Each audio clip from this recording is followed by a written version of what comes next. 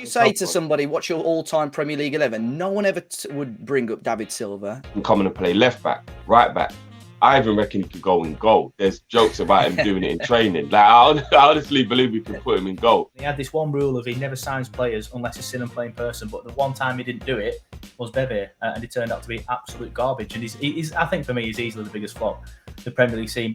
George Weah's cousin, and somehow that just meant he was going to be world class, like his cousin was. And oh my God, how bad was he? I would love to see him currently at Wolves, in his prime. Imagine that, Eric Peters pocketed Ronaldo. So it would be good to see Eric Peters try and man-mark Thierry Henry. I believe he was one of the most naturally gifted finishers England's ever had. And it was just the injuries that killed him. You don't get to beat Man City, every time you play them. It's very, very rare. And the fact that we came from 2 goals down to beating 3-2 was phenomenal. Yeah, I remember that. I was cheering for you lot as well.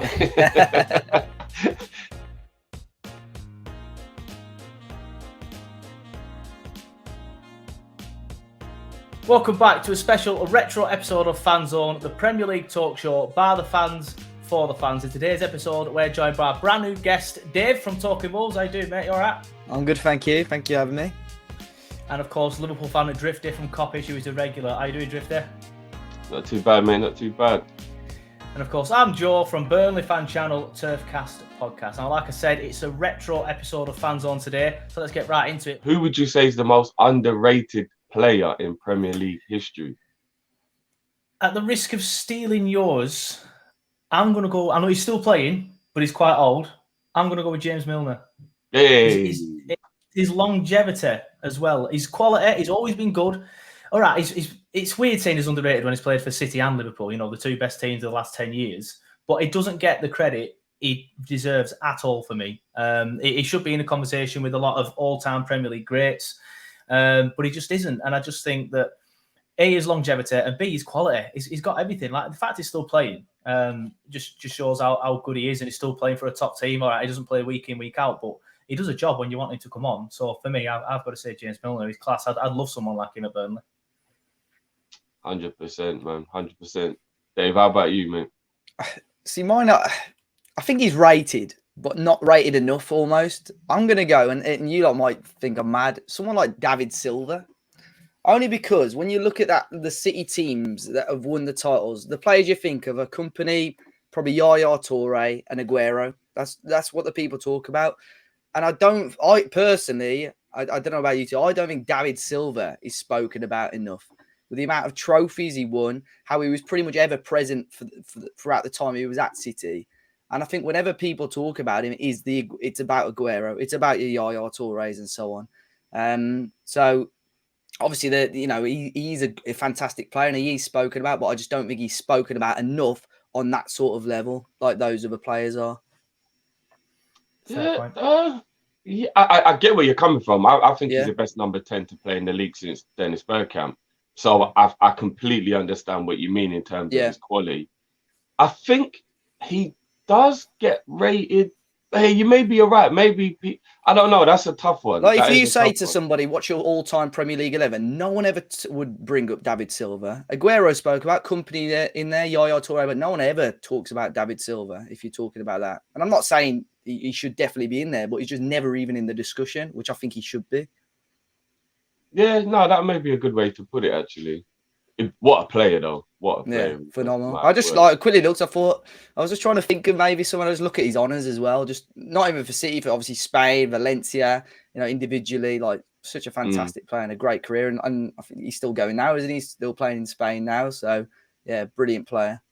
Yeah, he was. I've doubled down on Milner as well, Joe. I mean, I always appreciated him. And I was really over the moon when we got him. A lot of people, a lot of Liverpool fans are like, why are you excited about James Milner? I was like, you'll see. We're getting this kid for free as well. But then having him at Liverpool, and I think we are now officially the club he spent the longest at as well, which gives me a little bit more of a feeling of he loved us the most because he has been around, a bit as well. I don't know how he isn't spoken about more. The level of professionalism, everything I think he's literally won every single thing you can win in club football now. And he's Mr. Reliable.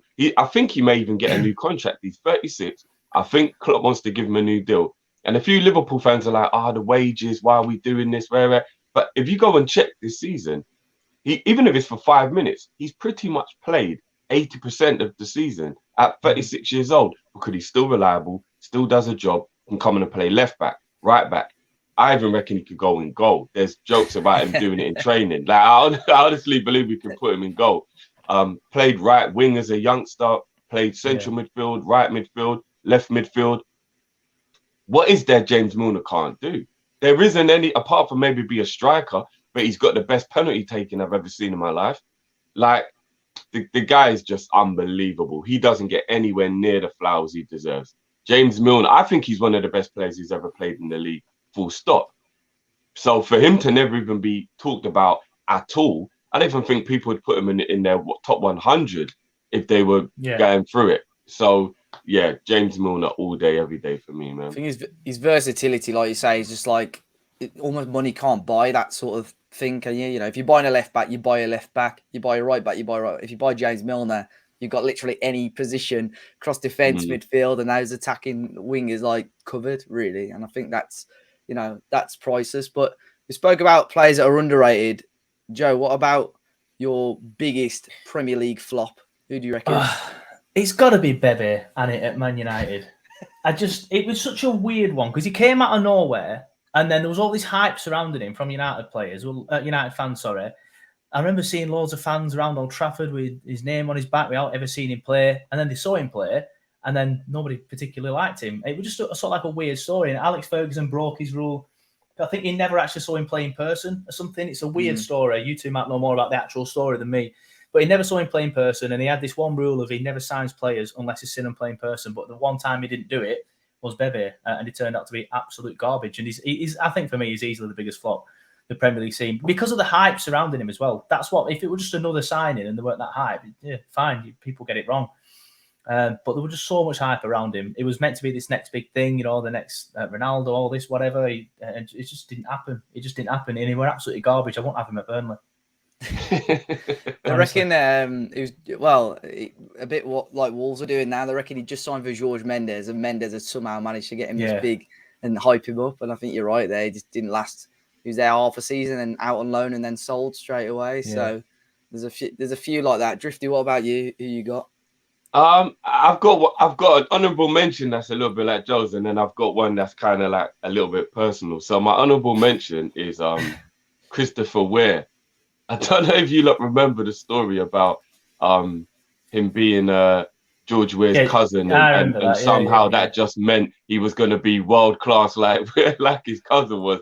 And oh my God, how bad was he? Like, it didn't run in the genes, that was for sure. Like, I don't know what that was all about.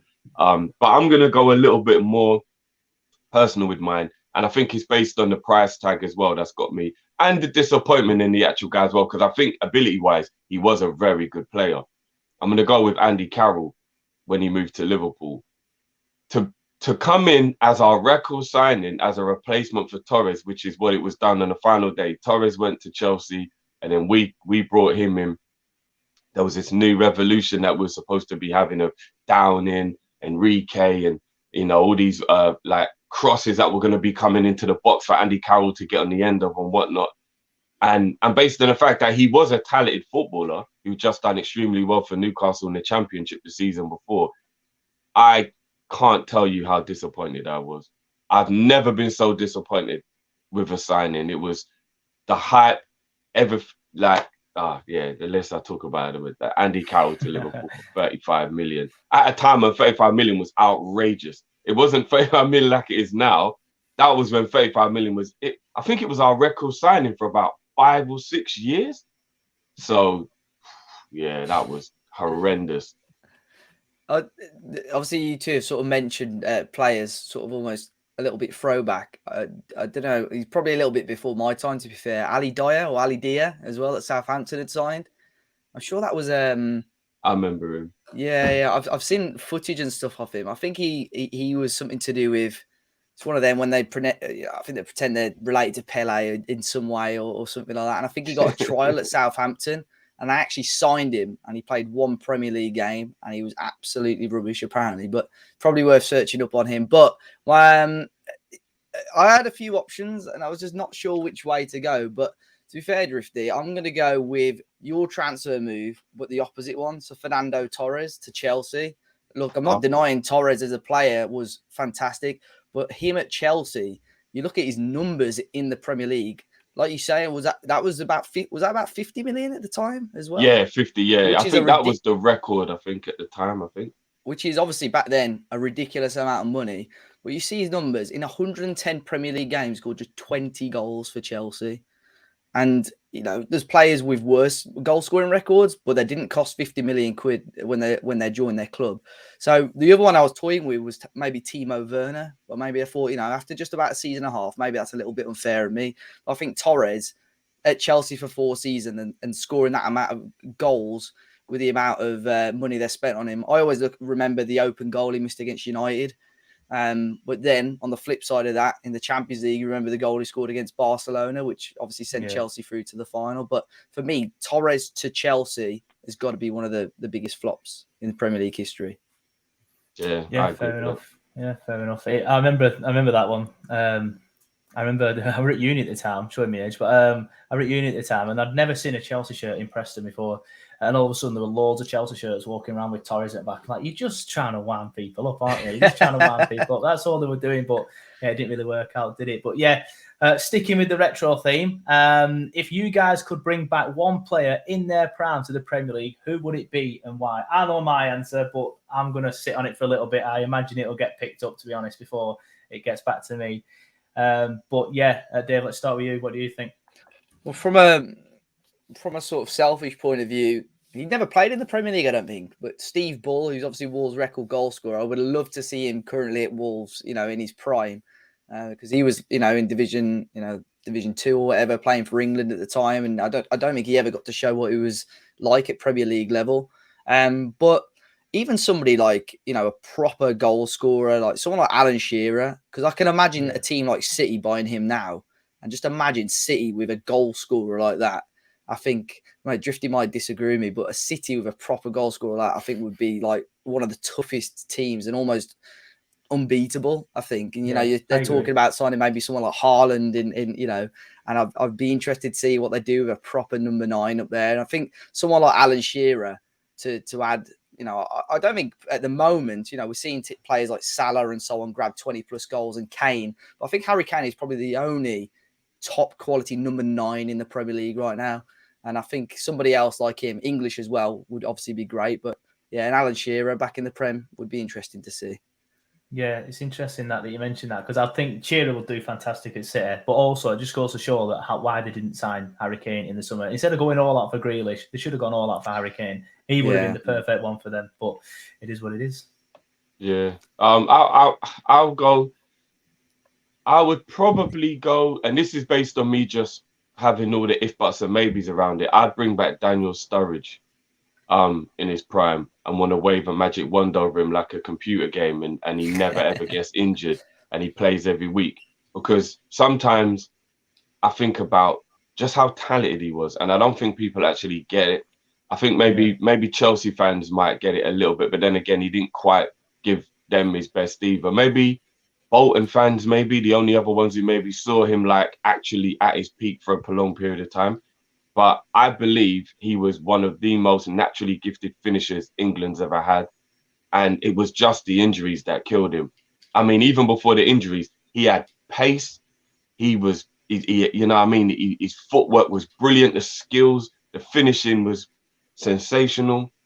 And if I could have him at Liverpool in his prime, in his peak, no injuries, I mean, I think if he was injury-free, he may even still be at Liverpool now, if I'm being honest with you. Like, he's still pretty young. And without the injuries, he would have definitely, been able to contribute. He'd be able to press because he wouldn't be worried about the injuries. I love these studs, man. I think if you have a peak Daniel Sturridge, I think he'd be the best English striker without a doubt, but maybe even just best striker in the league. I really do. That was how highly I rated him. I think it's a shame about Sturridge as well, because he's obviously a player that enjoys playing football, because the amount of times you see players with these prolonged injuries and they just say, oh, I'm going to leave it now and retire. But he obviously still wants to play football. He's out in Australia now, isn't he? And I don't think he's having the best of times over there. And it is such a shame, because I remember him at Bolton. He scored a couple of goals. I think it was the year we went down back in the day in the Premier League. But he was phenomenal. And like you say, for England as well, like one of the best recent memories in England was obviously that goal against Wales as well. You know, was it in the last World Cup or the last Euros? So he was a good player. So I agree with that. It would be really interesting to see how his career would have gone if he stayed injury free. Yeah, definitely, man. Yeah, Sturridge is an interesting shout. Again, showing my age, but when he were playing at Bolton, I was at uni, and one of my mates at uni were a Bolton fan. So I actually went on quite a few Bolton games back then, because they're in the Europa League. So we used to go on Thursdays, and just because we didn't have any lectures on Friday morning, so we go on Thursdays and watch him play. And he were class. So it's an interesting shout. But I'm surprised, obviously, that no one's mentioned Thierry Henry. That's got to be mine, just simply because he, in my opinion, is probably the best Premier League player of all time. We had this debate on another show. I went with Thierry, and I just feel like just seeing him now in the modern game, how it is now, there's so much pace and power, and that's exactly what he had. There's a lot of high defenses as well, which I think he'd benefit from. So yeah, I think Thierry, he was just class. He was world class for me. Like I said, the best player to ever play in the Premier League, and I'd love to see him at Turf Moor. I never got to see him at Turf Moor. Never got to watch him in person, so that'd be another box to tick as well. So for me, got to be Thierry. I thought you meant to play for Burnley then for a sec. I was like, no. It's been good. It's been good being in the Premier League, having these sort of players come to the turf. Messi's one that I ain't been able to watch, unfortunately. But yeah, seeing Ronaldo at the turf, it's been good. And Eric Peters actually pocketed him. Imagine that. Eric Peters pocketed Ronaldo. So it would be good to see Eric Peters try and man-mark Thierry Henry. Yeah, I mean, obviously, again, sticking with the retro guys, and I know what mine is, and I think you lot probably could even guess mine if I even asked you to guess what it is. But which is the most famous, or in your opinion, the best game that your team has ever played in across all the Premier League years? I'll start with you, Joe, on this one. There's a few, probably not as many as you two, who have had less seasons in there. It's got to be, my favourite one has got to be the first ever Premier League home game. Burnley 1, Man United 0. Because we were playing then the champions. This is 2009 when Man United were actually decent. They weren't a meme like they are now. They were the champions. Alex Ferguson were the manager. We only just made it up through the playoffs the year before. We weren't the best team in the championship by far. We still had Owen Coyle as manager, who, we all know how frail he was defensively. But to beat Man United at home, the first ever game, it's just stuff that you dream of as a kid. Like I said, I've said this sentence many times before. When I grew up, Burnley were in Division 4, Division 2. You never thought you'd see him beating the likes of, the current English champions. And it was a stunning goal as well from Robbie Blake as well, flew past Ben Foster. But there's been some, obviously. Another win away at Old Trafford, that's close. Beating Liverpool at Anfield, but there was no one on, so I kind of didn't go on it. So that were a weird one. Beating Leicester at home to qualify, finish to make sure we finish 7th in the Premier League. That's another one. But it's got to be that Burnley 1, Man United 0. Yeah, no. Dave, how about you, man? Yeah, we've had some good games, even just the last few years since we've been back in the Premier League. To be fair, we've had a couple of. We had a 4-3 win against Leicester at home, which was phenomenal. But the one I've sort of picked out was a win against Manchester City. I think it was 2019 off the top of my head. It was just after Christmas. Because I remember I was meant to be going on holiday. And I thought, I'll stay for this game, and then I'll go the day after. And we were playing City under the lights at Molineux. I think it was the 27th of December. And we went through on goal early on, and Edison got sent off, taking out Diogo Jota. I was rubbing my hands together, thinking, look, against 11 men, City, it's impossible. Against 10 men, we might have a chance. They had a controversial VAR penalty given. We saved it. Then it got retaken for encroachment. They scored again. And they were actually 2-0 up. And I thought, right, this is all over. Like I said, 10 men, City, even at 2-0 up, we're not going to do it. And we turned it around. We beat them 3-2 in the end. And it was just ridiculous. Like, the atmosphere there that day was fantastic. And You know, you don't get to beat Man City, you know, every time you play them. It's very, very rare. And the fact that we came from 2 goals down to beat them 3-2 is phenomenal. So I don't tend to go back and watch highlights that much, but I've watched the highlights for that game many, many times. So great win. Yeah, I remember that. I was cheering for you lot as well. Definitely. My one is, I think, if I'm not mistaken, it has officially, up until this point, been voted the best game ever in the Premier League. But it's the 1996 Liverpool-Newcastle 4-3. That was, I mean, naively, as young as I was at the time, I just wanted my team to win. So, you know, it was just a sensational night of football. I look back now and I'm like, if I was older, I'd have been like, hold on, so if we beat Newcastle, Man United win the league. Oh, no. Let's not have any of this. Let's not have any of it. Let Newcastle have the points, man. What are we playing at? We're not even really playing for anything here, apart from pride. But in the moment, what a game that was. What an unbelievable game it was. I think even now, as a grown-up, if you watch the highlights, it's still amazing. It's still an amazing game, even just watching back the highlights. So yeah, that was beating Man United at Old Trafford 4-1 in 08-09. That definitely is almost up there, because how often does anybody beat Ferguson 4-1? You know what I mean? This isn't the Man U now where you could get that result and it wouldn't be a shock. This was Alex Ferguson, peak Alex Ferguson. So yeah, I definitely have that, but it's got to be the Newcastle Liverpool, because we did 4-3 twice in a row, which is weird as well. We did it back to back, which is another weird. Newcastle and Liverpool have some crazy games, but no, it's the first one in 96. That one, amazing game. Yeah, fair enough. Some good memories there, boys. So that wraps it up then for episode 13 of Fan Zone. Drop us a like if you've enjoyed it. Subscribe if you haven't already. And please let us know your thoughts in the comments below. And like I said, subscribe for more content like this if you are a fan. Boys, do you want to just plug your channels and social content? Drifty, I'll start with you. Yeah, it's Drifty_ish_. I had to change it. On the socials, and we are Team Kopish on YouTube. Come and check us out, man. You know what I mean? Liverpool fan channel. We do have a show on Thursdays where we have, you know, all discussions as well. So we may talk about your club, Leeds fans, Newcastle fans. We have all kind of fans on. So yeah, come and check us out, man. Yeah, and at Talking Walls for myself, obviously. Match previews, reviews, reactions. We're on YouTube, Twitter, Instagram, and Facebook. So yeah, Talking Walls. Yeah, it's TurfCast podcast for me on all the social media channels and YouTube as well. Even on TikTok. And I remember one of the shows that I was on recently, it was a case of if Burnley stay up, I'll be doing a dance. Don't think I'll be dancing now, so unfortunately. You don't need to subscribe to my TikTok. You can subscribe to all the other ones as well. But yeah, thanks for watching, and we'll see you next time.